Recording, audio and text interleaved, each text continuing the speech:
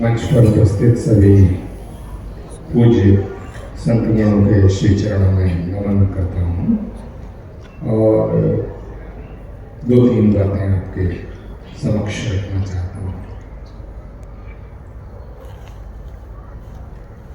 पहली, एक अद्भुत छटा जिसे आप देख रहे हैं लेकिन समझ नहीं रहे, और वो अद्भुत अद्वितीय अविस्मरणीय छटा ये है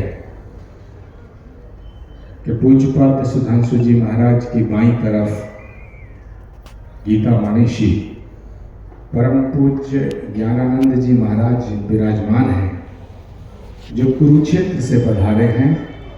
वो वहां से पधारे हैं जहां भगवान आया था, और मैं दाईं तरफ विराजमान हूं जहां भगवान आएगा।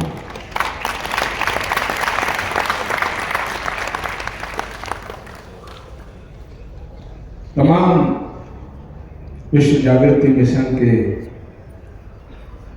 प्रति समर्पित और संकल्पित बहनों और भाइयों, गीता के श्लोक रामचरितमानस की चौपाई। हालांकि पूज्य नवल किशोर दास जी और दूधेश्वर पीठाधीश्वर नारायण गिरी जी महाराज और जितेंद्रानंद सरस्वती जी महाराज के उद्बोधन के बाद कोई विषय बचता नहीं है। जितनी सरलता से, सुगमता से और जितनी बारीकी से उन लोगों ने सनातन का प्रकाश डाला है, परंतु फिर भी वो जो निर्देश हुआ है व्यासपीठ का, तो मैं ये कहना चाहता हूं कि गीता के श्लोक और रामचरितमानस की चौपाइयां, वेद की ऋचाएं, उपनिषद के सूत्र, कबीर का निर्गुण, मीरा का सगुन,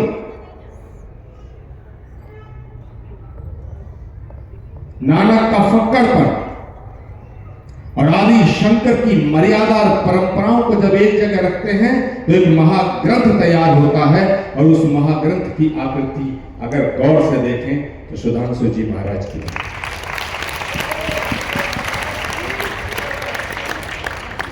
तुम्हारी तालियां कमजोर है।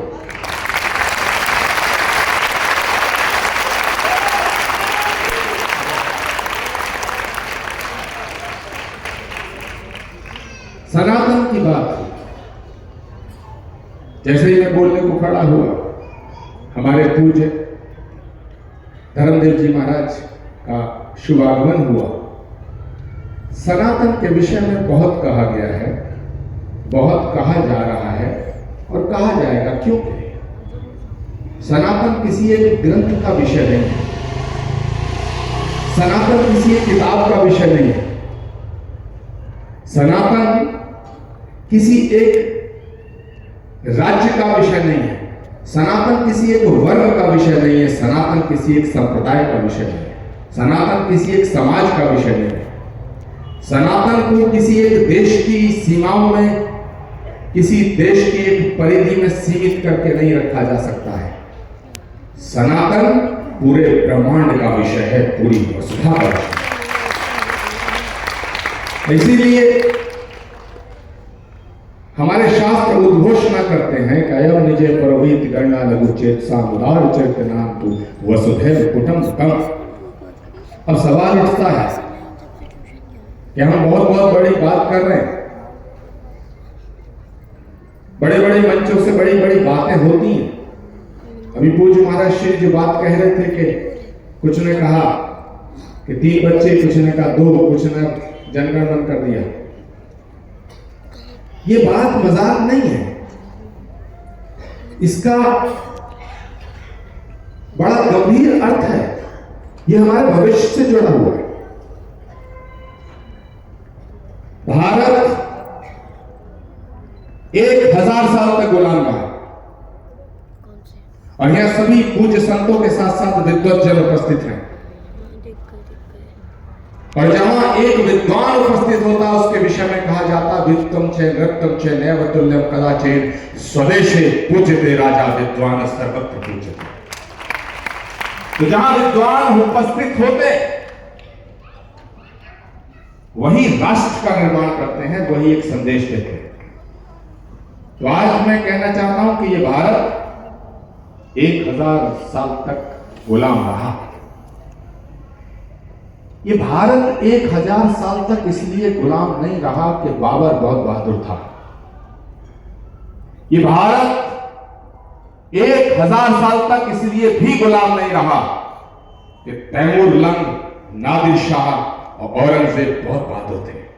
ये भारत 1000 साल तक इसलिए भी गुलाम नहीं रहा कि अंग्रेज बहुत बहादुर थे। ये भारत 1000 साल तक इसलिए गुलाम रहा कि हमारे बीच में कुछ जयचंद मौजूद थे।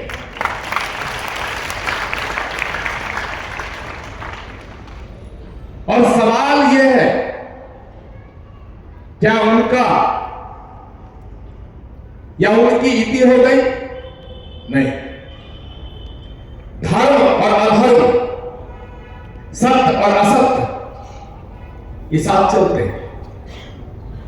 जब सतयुग था, जब त्रेता था, तब द्वापर था, तब भी कलयुग था। तो कलयुग में कलयुग ना हो ऐसा संभव नहीं है। हम सतयुग को लौटाकर, त्रेता को लौटाकर, द्वापर को लौटाकर, या हम सतयुग में कलयुग ढूंढे, त्रेता में कलयुग ढूंढे, द्वापर में कलयुग ढूंढे तो मिल जाएगा। अगर त्रेता में कलयुग ना होता तो सीता मां का हरण छल से कैसे हो सकता था? द्वापर में कलयुग ना होता तो एक स्त्री को नंगा होते हुए देखने की अभिलाषा दुर्योधन और दुशासन ने जो की, जो षड्यंत्र किया, वो कैसे हो सकता था?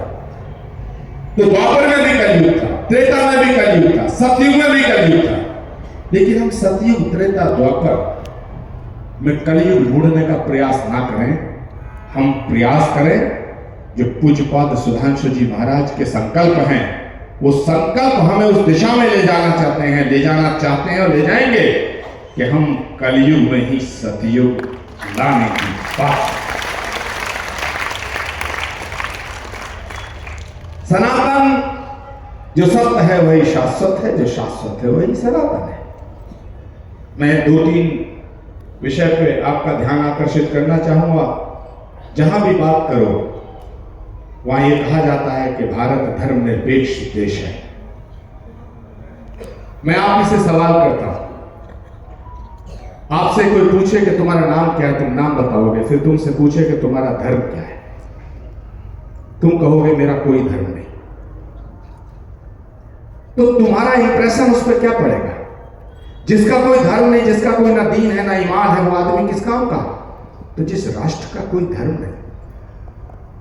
इस मंच से बहुत गंभीर विषय उठा रहा हूं और इसलिए उठा रहा हूं कि मेरे बाद पूज्यपाद गीता मनीषी और धर्मदेव जी के साथ साथ पूज्यपाद सुधांशु जी महाराज इसको कंक्लूड करेंगे।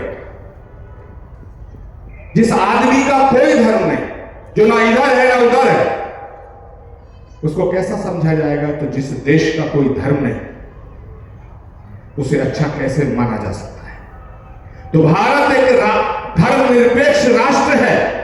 यदि भारत का कोई धर्म नहीं होता तो भारत के संविधान पे, संविधान के निर्माताओं के द्वारा राम के दरबार का चित्र अंकित नहीं होता।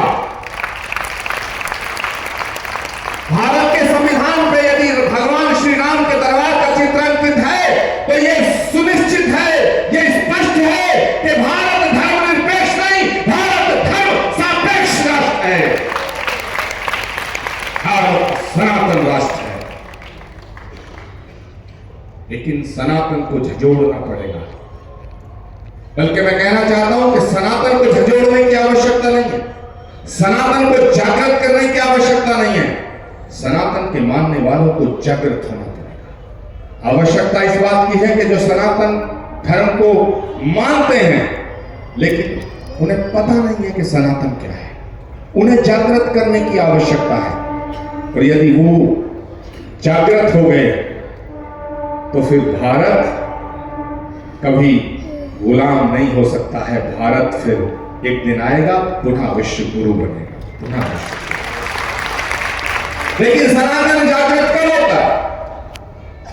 जब मर्यादा पुरुषोत्तम भगवान श्री राम रावण जैसे महाबली की नाभि में शक्ति का प्रयोग करते हैं और उसके अहंकार से बनी हुई तमाम लंका को ध्वस्त कर देते हैं, तब सनातन जागृत होता है। योगीराज भगवान श्री कृष्ण कुरुक्षेत्र के मैदान में अर्जुन के रथ पर सवार होकर के परित्राण साधुनाम विनाशाय च दुष्कृताम का उद्घोष करते हैं, तब सनातन जागृत होता है। एक भारत का सन्यासी शिकागो की धरती पे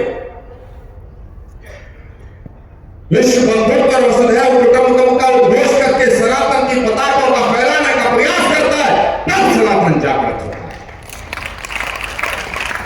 छत्रपति शिवाजी महाराज पूरे जीवन का संघर्ष स्वीकार करते हैं, लेकिन औरंगजेब के सामने सर झुकाना स्वीकार नहीं करते, तब सनातन जागृत होता है। महाराणा प्रताप घास की रोटी खाना पसंद करते हैं, घास की रोटी खाना स्वीकार करते हैं, लेकिन अकबर के सामने सजदा करना स्वीकार नहीं करते, तब सनातन जागृत होता है। और मेरे दोस्तों, एक गरीब घर में पैदा हुआ बालक भारत के प्रधानमंत्री के रूप में 500 साल के संघर्ष को खत्म करने के लिए जब अयोध्या में श्री राम जन्मभूमि मंदिर की प्राण प्रतिष्ठा करता है, तब सनातन जागृत होता है। हमें सनातन को जागृत करने के लिए सनातन को मानने वालों को जागृत करना पड़ेगा। और मैं आज अफसोस के साथ कहता हूं कि ये जो जातियों का जहर है, और यह पूज्य महाराज श्री उपस्थित है, हम बड़ी पीठ के पीठाधीश्वर हो सकते हैं, हम अखाड़े के महामंडलेश्वर हो सकते हैं, हम आचार्य महामंडलेश्वर हो सकते हैं, हम सन्यासी हो सकते हैं, साधु संत महात्मा जय जयकार फूल माला सब हो सकते हैं, लेकिन ये तभी तक संभव है जब तक सनातन है। और मुझे ये जो तख्ती है इस पर लिखा हुआ दिख रहा है कि लोकतंत्र भी तभी तक जिंदा है जब तक सनातन है। लोकतंत्र की गारंटी है, वरना खतरे की घंटी है।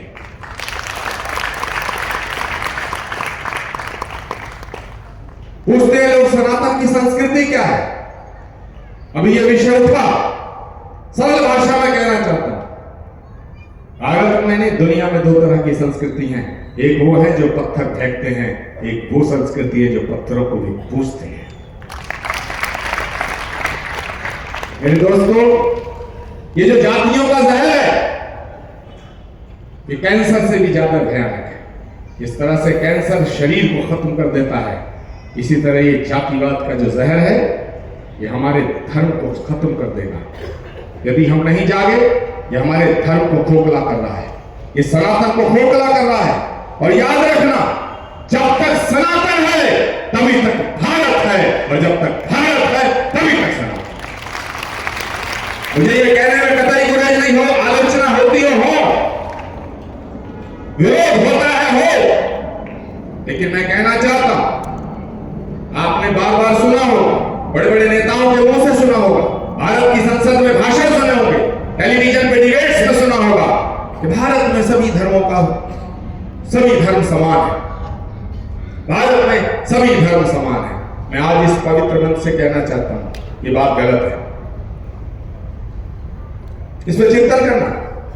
और ये बात इसलिए गलत है, ये बात मैं इसलिए गलत नहीं कह रहा हूं कि मुझे अच्छी नहीं लग रही, ये बात इसलिए गलत है क्योंकि दुनिया में जितने धर्म हैं उनकी उत्पत्ति की धरती किसी की यरूशलेम है, किसी की अरब है, सनातन अकेला धर्म है जिसकी उत्पत्ति की भूमि भारत की भूमि है। इसीलिए मैं कह रहा हूं कि भारत सनातन राष्ट्र है, और सनातन की संस्कृति यह है कि हम सबका सम्मान करते हैं। तो आज के बाद ये कहना शुरू करना कि भारत में सभी धर्मों का सम्मान है, लेकिन भारत में सभी धर्म समान नहीं हो सकते हैं। जो जहां पैदा होता है उसका अधिकार ज्यादा होता है, और हमने सबका सम्मान किया, हमने किसी का अपमान नहीं किया। हमारी संस्कृति का हिस्सा है। मेहमान जो हमारा होता है वो जान से प्यारा होता है। अतिथि देवो भव, ये हमारी संस्कृति का हिस्सा है। हम सबका सम्मान करते हैं। हमारी प्रार्थना, हमारी वंदना, हमारी आराधना, हमारी अर्चना, हमने कभी अपने लिए कुछ नहीं मांगा। हमने प्रार्थना भी की, परमात्मा से भी हमने मांगा तो क्या कहा? सर्वे भवन्तु सुखिनः सर्वे सन्तु निरामयाः सर्वे भद्राणि पश्यन्तु मा कश्चित् दुःखं भवेत्। जो सनातन सबके कल्याण की कामना करता हो वो किसी के हृदय को ठेस पहुंचाने की अनुमति नहीं देता। लेकिन हम किसी को मिटाना नहीं चाहते, हम किसी को मारना नहीं चाहते। लेकिन अगर कोई हमारी तरफ कुदृष्टि डालेगा, बुरी दृष्टि से देखेगा, तो हम खामोश बैठना नहीं चाहते। सनातन के सात स्तंभ सत्य, अहिंसा, करुणा, प्रेम, त्याग, तपस्या, बलिदान, ये सब सनातन है। और जब हम सत्य अहिंसा की बात करते हैं तो भगवान महावीर भी सनातन का स्तंभ और सनातन का हिस्सा है। जब हम करुणा की बात करते हैं तो ये जो लोग कहते हैं कि बौद्ध धर्म एक अलग धर्म है, हमारे शास्त्र कहते हैं कि भगवान विष्णु के 10 अवतार, 8वां अवतार भगवान श्री कृष्ण का और 9वां अवतार बुद्ध का और 10वां अवतार तब कल्कि का होगा। बुद्ध को 9वां अवतार माना गया। तो भगवान विष्णु का अवतार अगर 9वां अवतार बुद्ध है तो बौद्ध धर्म अलग धर्म कैसे हो गया? भगवान महावीर अगर सनातन के स्तंभ है तो जैन अलग धर्म कैसे हो गया? और जिन्होंने अपने बच्चों को दीवार में चुनवाना स्वीकार किया लेकिन सनातन पर समझौता नहीं किया, वो सिख अलग धर्म कैसे हो सकता है? सिख हमारे सिर के ताज है। हमें सियासी षड्यंत्र के तहत खंड खंड करने का प्रयास किया गया, एक साजिश रची गई, एक कंस्पिरेसी की गई। लेकिन आज विश्व जागृति मिशन के इस मंच पर पूज्य सुधांशु जी महाराज के इस आह्वान पर मैं सबसे पहले प्रार्थना कर रहा हूं, निवेदन कर रहा हूं। मैं उसको देख रहा था, हमारा संकल्प 10 गुरुकुलों की स्थापना है। मैं पूज्य सुधांशु जी महाराज के चरणों में निवेदन करता हूं कि इस श्रृंखला में शिकल की धाम के अंदर गुरुकुल विद्यापीठ की स्थापना आपके सामने है।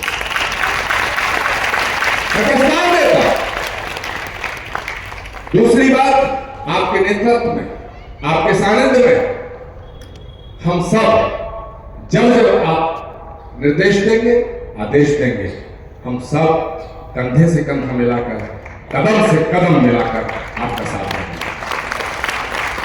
आज जरूरत है। बहुत अच्छी बात नवल किशोर जी ने कही, बहुत अच्छी बात नारायण गिरि जी महाराज ने कही। हमें जागृत होना है, हमें अपनी शक्ति को पहचानना है। मैं आभार व्यक्त करता हूं विश्व जागृति मिशन के तमाम उन लोगों का जिन्होंने हमारा स्वागत सत्कार, और महाराज श्री का बहुत बहुत आभार व्यक्त करता हूं। सभी संतों के श्री चरणों में नमन करता हूं। अपनी वाणी को विराम देने से पहले इतनी बात जरूर कहूंगा कि तकदीर को न कोस नियत आजमा के देख, शोलों के दरमियान नशेमन बना के देख। समंदर किसका नाम है, दरिया किसका नाम, तूफान किसका नाम है, कश्ती में आके देख। अंजाम उसके हाथ है, आगाज करके देख, भीगे हुए परों से परवास करके देख। बहुत बहुत धन्यवाद, आभार, आप सभी को प्रणाम।